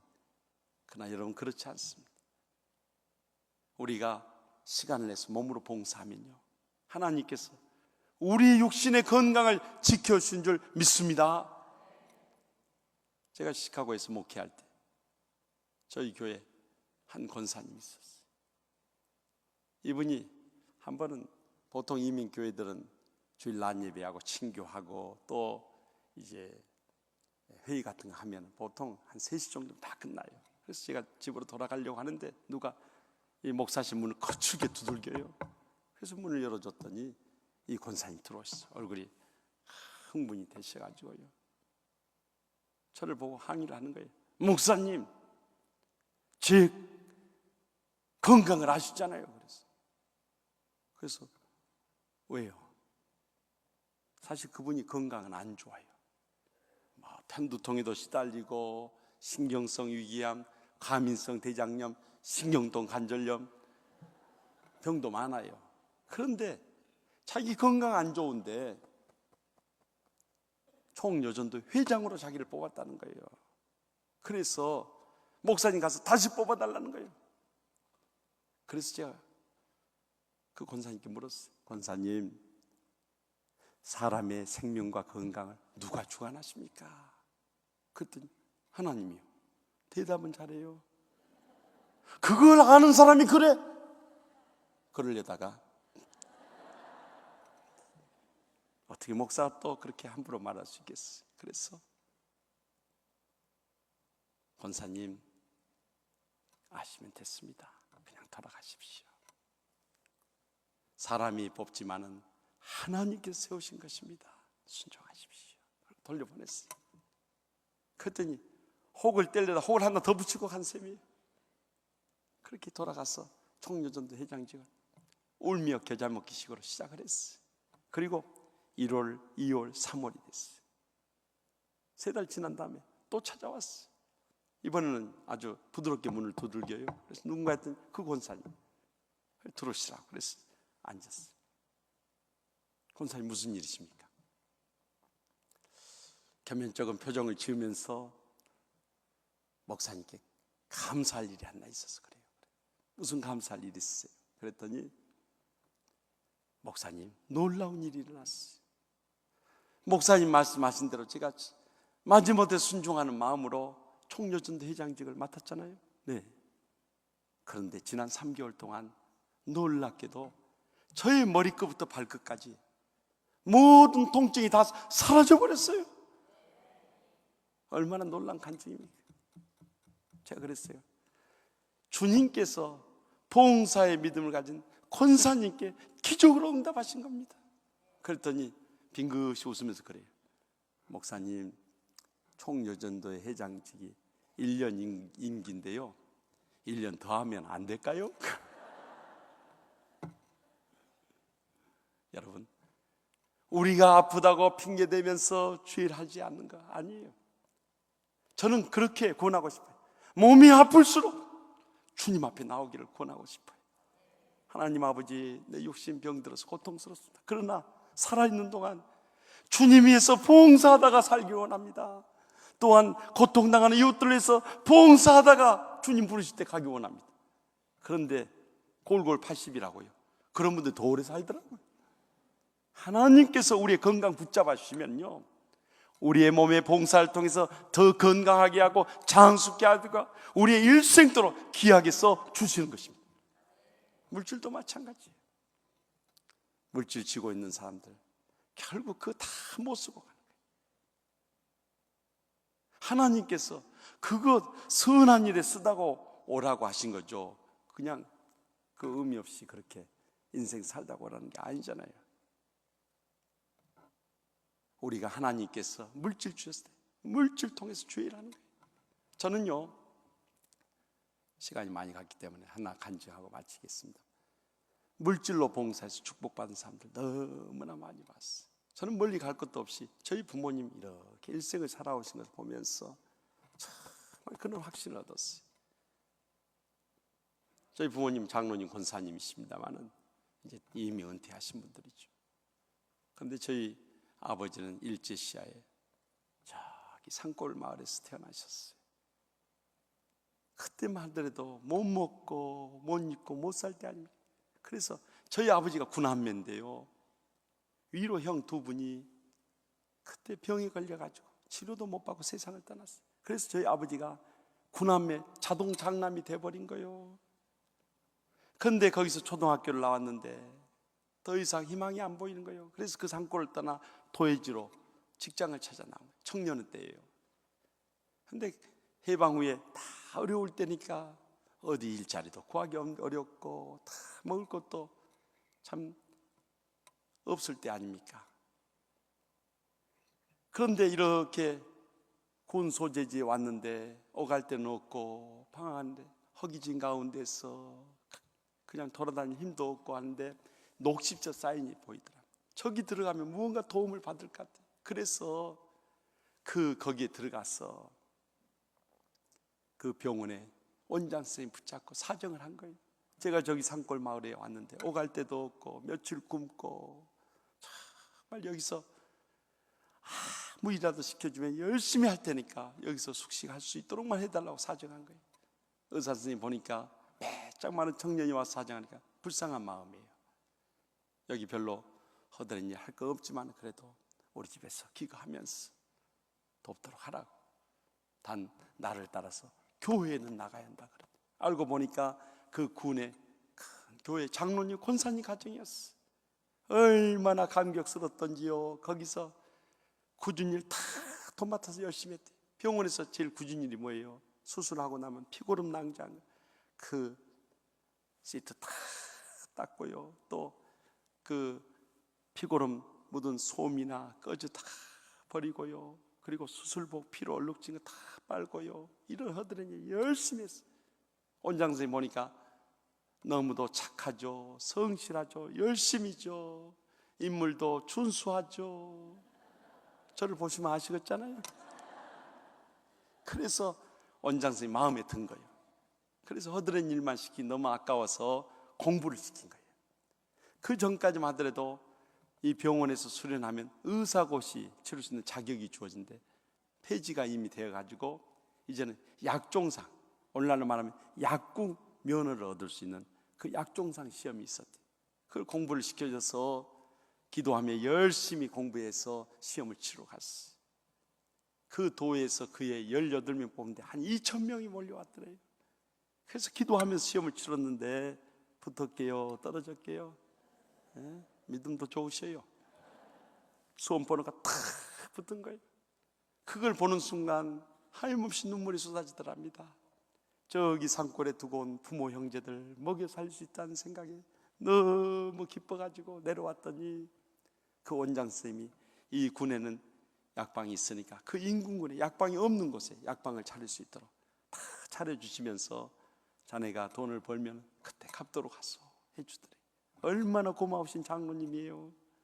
그래서 가서 보니까 교회가 없는 거예요. 그래서 전도사님 모셔다가 교회를 같이 개척하신 거예요. 그리고 약방문을 열고 손님을 맞다가 교회에서 일이 생겼다면 약방문을 닫고 가서 교회 일하고 또 돌아와서 약방문을 열고 총각 집사로서 열심히 충성을 다했어요. 그랬더니 하나님께서 그 약방을 날로 잘되게 하시는 거예요. 그러던 어느 날 원장 선생님에게서 급히 전화가 왔더래. 긴히 상의할 일이 있으니까 내려오라고 그러더래. 그래서 갔더니 원장 선생님 네 분이 다 앉아 계신데 무슨 일이십니까? 하고 여쭤보니까 자네 우리 큰딸 인순이 알제? 하고 묻더래. 아다마다요. 어떻게 생각하는가? 원장님 큰 따님처럼 착하고 신앙심 깊고 부모님 교도하고 공부 잘하고 아름다운 따님이 어디 있습니까? 그랬더니 자네가 우리 큰딸 인순이를 맡아주지 않겠는가? 그렇지. 이건 항공무지로소이다 아닙니까? 그래서 저희 아버지가 간두시지 마시죠 해가지고 결혼해서 난 아들이 저예요. 저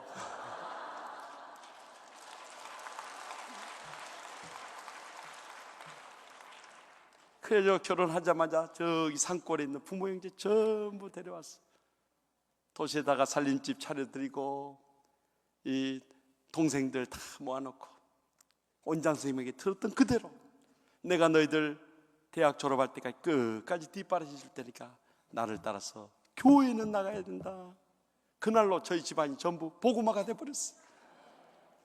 그래서 저희 아버지 형제 밑으로 해서 지금까지 장로님이 7분 나오고요, 권사님이 6분 나오고요, 목사님 저까지 나오고요, 나머지는 다 집사요.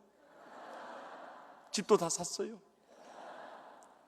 그뿐만 아니라 아버지가 야곱의 발을 디뎌 놓으니까 우리 작은아버지들, 고모, 또 우리 누나, 형, 여동생들까지 전부 의사, 약사, 한의사, 간호사 다 샀자요. 그러니까 우리는 영육간의 은혜와 축복을 받게 된 거예요. 우리 집안이 무슨 전통 있는 집안도 아니고 실력 있는 집안도 아니고 그 산골에서 이름 없던 그 집안이 지금은 전부 서울로 와가지고 우리 형제들도 다 강남, 저기 목동, 저만 하곡동 살아요. 그러니 얼마나 복을 받았어요. 여러분, 이 모든 것이 전적인 하나님의 은혜고요. 그 다음에 제가 꼽고 싶은 것이 저희 부모님의 봉사하는 믿음 때문이었어요. 저희 어렸을 때 저희 부모님은 항상 저희들이 강조했어요. 너희들 일생 살아갈 때 하나님 중심으로 살아야 한다. 성경 중심으로 살아야 한다. 교회 중심으로 살아야 한다. 그거 뼈저리게 들으면서 자라났어요. 옛날 신앙의 선조들이 다 그 신앙으로 우리를 가르쳐 주시고 길러주셨어요. 그래서 저희들 주일날 교회에서 나오라, 학교에서 나오라고 하면 저희들 안 보냈어요. 너희들 개근상 못 받아도 되고 우등상 못 받아도 되니까 하나님의 교회에 가서 예배드리고 봉사하며 섬겨야 한다. 그 신앙 가르쳐 주셨어요. 그뿐만 아니라 교회를 위한 헌신도 가장 열심히 하셨어요. 저희 고향교회 3번 건축할 때 다 대지 헌납하시고 헌금 제일 많이 하시고, 뿐만 아니라 어려운 교인들 있으면 이렇게 신방 가서 나올 때요, 목사님이랑 또 교인들 나오고 나면 저희 부모님 맨 나중에 나오시면서 옛날엔 흰 봉투도 없어요. 누런 봉투 이부자리 밑으로 끼워주는 거 많이 봤어요. 저는 어린 마음에 도와주려면 돈이나 도와주지 왜 누런 봉투 하나씩 끼워주고 나오는가 그랬어요. 지금 생각해 보니까 아무도 몰래 구제했던 거예요. 그뿐만이 아니에요. 주의 종들도 잘 섬기셨어요. 제가 지금에 와서 보면 그런 장로님들 만나기가 쉽지 않습니다. 근데 옛날에 장로님들 그러셨어요. 저희 아버지가 약방을 크게 해서 인근에 몇 개 군에 도매어버렸어요. 그러니까 서울에 있는 도매상이나 제약회사에서 선물들이 많이 들어왔어요. 지금 50세 이상 되신 분들이요, 우리 어렸을 때 얼마나 못 먹고 못 입고 못 살았습니까? 명절 때는 한 번씩 목욕탕에 가서 1년 누른 때 베끼고요, 명절 때는 한 번씩 새 옷 입고요, 명절 때는 한 번씩 고기 구경하고 그랬죠.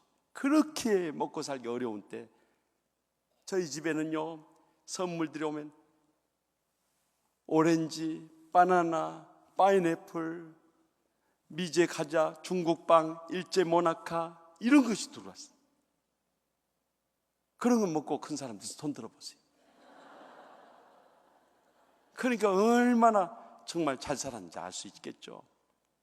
그런데 항상 가장 맛있고 비싸고 귀한 것들 들어오면 저희들 안 줬어요. 저희 어머니가 저녁 무렵에 선물 들어온 거 다 정리하시면서 가장 귀한 거 있으면 싸가지고 어시가 이거 목사님한테 갖다 드려라 하는 거예요. 제가 그것 선물할 때마다 얼마나 속이 터진던지요. 맛있는 거 다 뺏어 먹어버리니까. 물론 배달하다가 많이 띄워 먹기도 했지만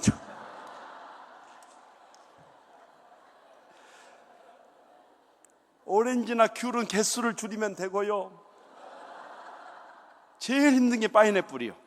한 개씩 주면 이것은 어떻게 할 도리가 없어요. 그러나 바나나 같은 것은 옆을 균형을 맞춰서 잘 떼는 거예요. 그리고 옆에다 흙을 조금씩 이렇게 묻히면은 전혀 거기까지만 바나나가 열린 줄로 알아요. 그거 갖다 드리면서도 얼마나 목사님을 미워했던지 혼자 다 처먹고 배 터져 죽어라 하면서 목사 미워하다가 이렇게 목사 돼서 이 고생하는 사람이. 저는 지금 돌이켜보면요, 정말 우리 부모님의 그 희생적인 헌신과 봉사의 믿음이 있었기 때문에 오늘의 우리가 있음을 기억해요. 그래서 저는 저희 부모님 지금도 살아계시지만은 아무런 유산 안 남겨줘도요, 가장 값진 신앙의 유산 남겨준 게 그것이 부모님께 대한 최고의 감사예요. 여러분, 우리 일생도록 주님께서 생명 허락하신 동안 주님 위해서 헌신하고 고통당하는 이웃들 섬기다가 주님 부르실 때 기쁨으로 나갈 수 있다면 이보다 더 영광스러운 축복이 어디 있겠습니까?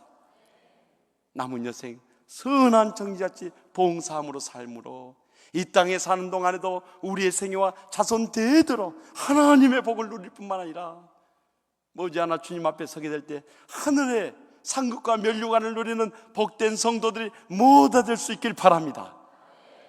사실 우리가 이렇게 봉사할 수 있는 날들이 많이 남은 거 아니에요. 하나님 부르시면 오늘이라도 떠나가야 되는데요. 한 여름 문학가가 소설 쓰면 베스트셀러가 되고요, 드라마를 쓰면 인기 연속극이 되는 거예요. 그런데 예전 같으면요, 이 극작가가 써준 내용대로 촬영을 하기 때문에 어려움이 없었어요. 요즘엔 네티즌들의 반응이 얼마나 뜨겁던지요. 죽여야 할 사람도 살려야 되고요, 살려야 할 사람도 죽여야 되는 거예요. 그러니 요즘에는 작가들이 너무 힘든 거예요.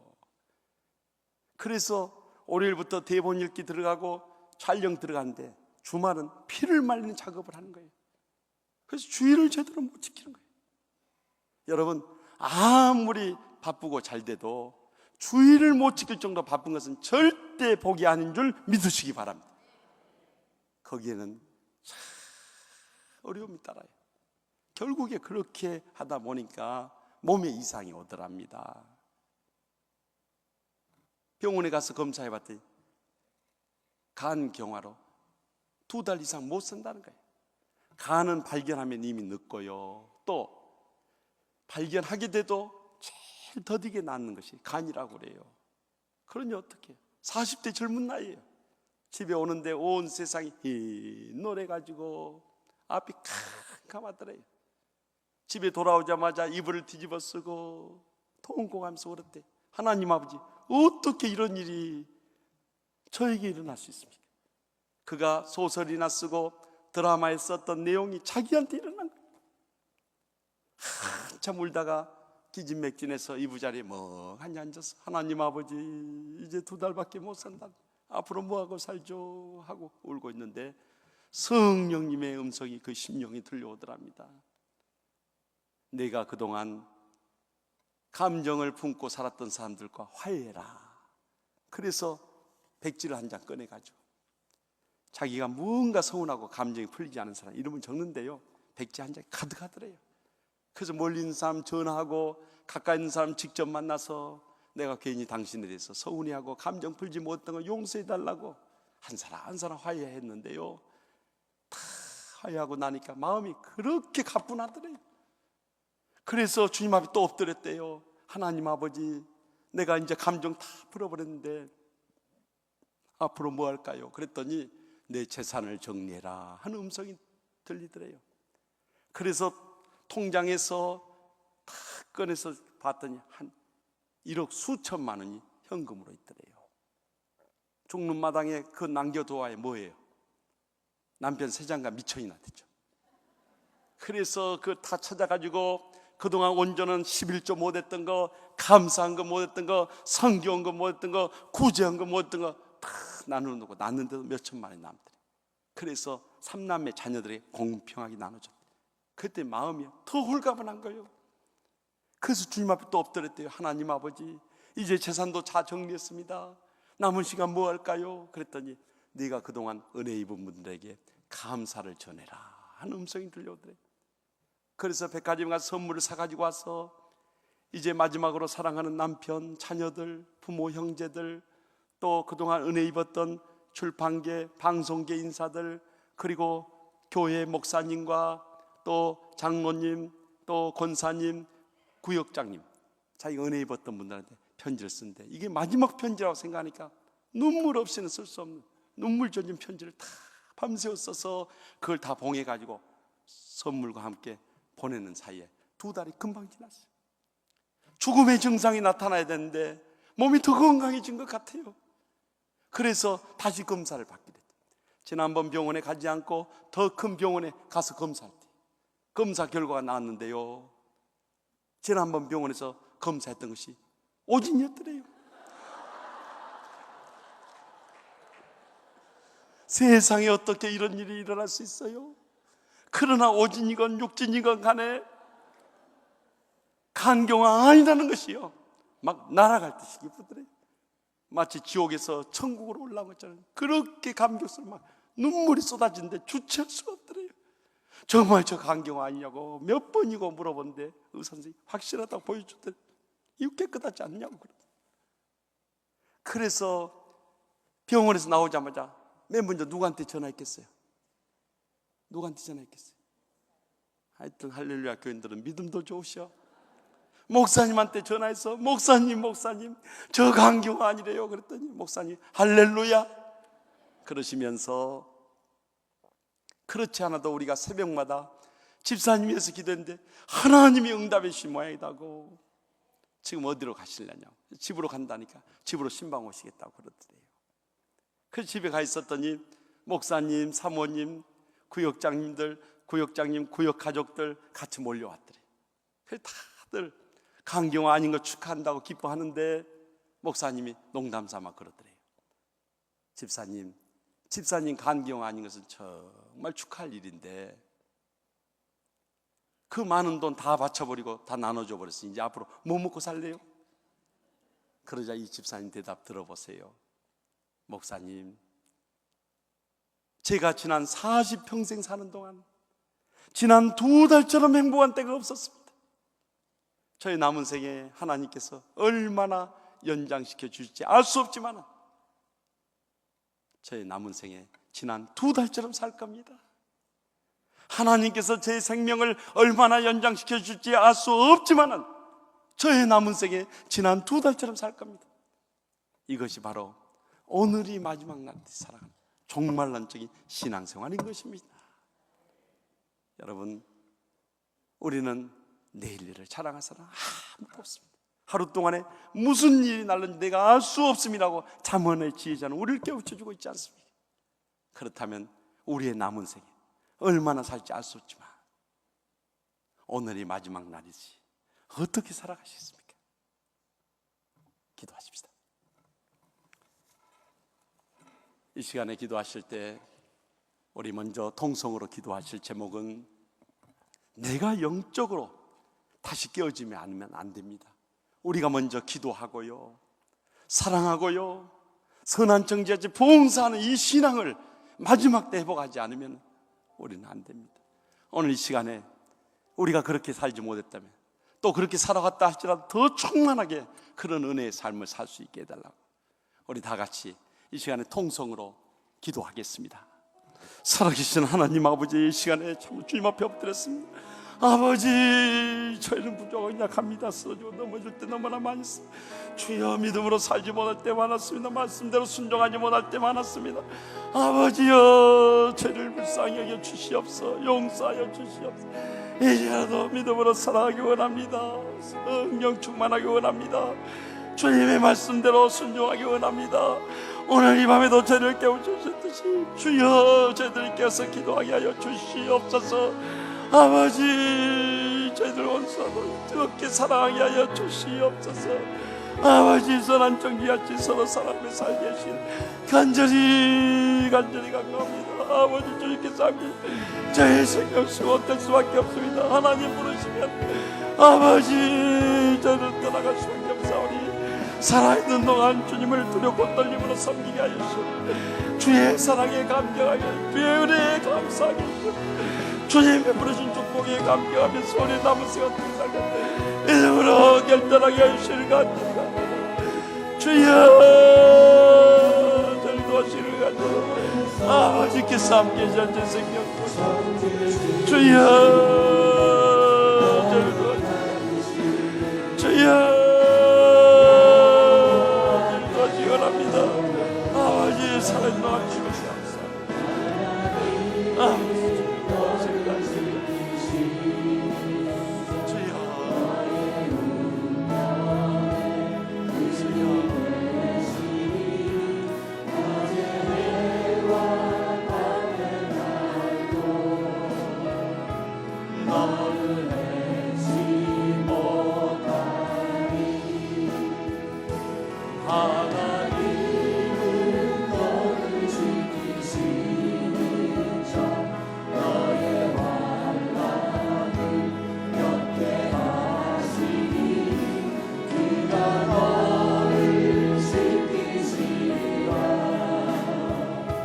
너의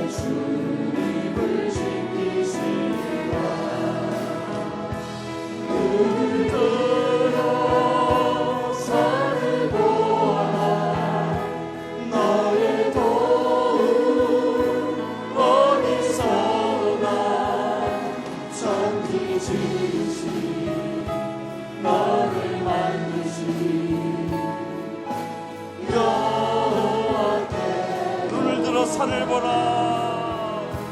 눈을 들어 산을 보라. 너의 도움 어디서 오나.